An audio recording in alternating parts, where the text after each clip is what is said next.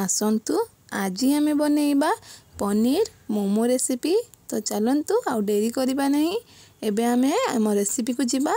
तो ये देखु गोटे बाउल रे गोटे छोट बाउल मैदा नहीं जाउछि एवं सेथिरे अल्प किछि लूण एवं पानी देई ताकू आमे भल भाव चकटी नबा। जेमिति आमे अटा चकटंती सेही भली आमे चकटी नबा।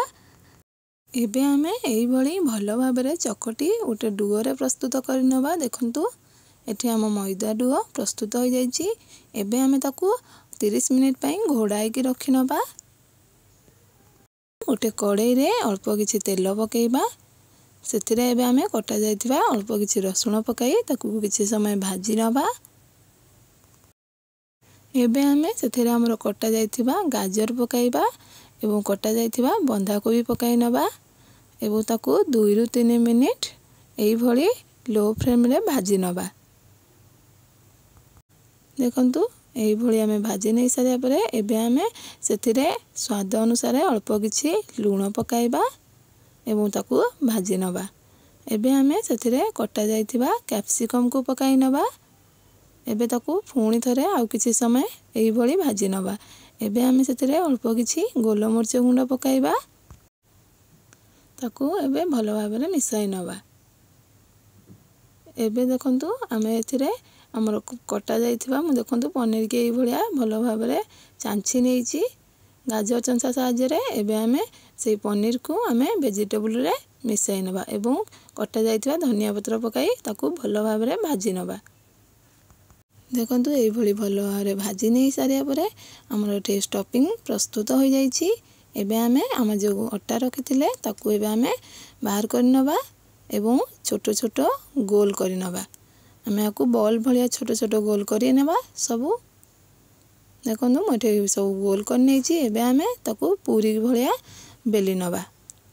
देखंतु एई भली आमे ता चारिकर साइड पतला करबा एवं मझीटा टिके मोटा रखिबा काहेकि ना हमर स्टफिंग देला बेले स्टफिंग बाहर जीव नाही। तो देखंतु एई भलिया पूरी भलिया आमे बेली नेले। एबे आमे स्टफिंग हमर जो करथिले दबा स्टफिंग दबा। एबे देखंतु मटे गोटे चम्मच स्टफिंग नउछि। तो एई भली देखंतु म आपन को देखौछि आमे एई भली छोट छोट कुंची कुंची करी आमे मोमो को भल भाबरे बुजी नबा। देखि परछन्नी मटे आपन मान को देखै नउछि। एई भली हाथ साहाय्य रे आमे चापी चापी दबा। देखंतु एई भली ताकू आमे पूरा पूरी भल भाबरे बुजी दबा। देखंतु एठे मु पूरा बुजी देली। एठे हम मोमो एबे प्रस्तुत हो जाइछि।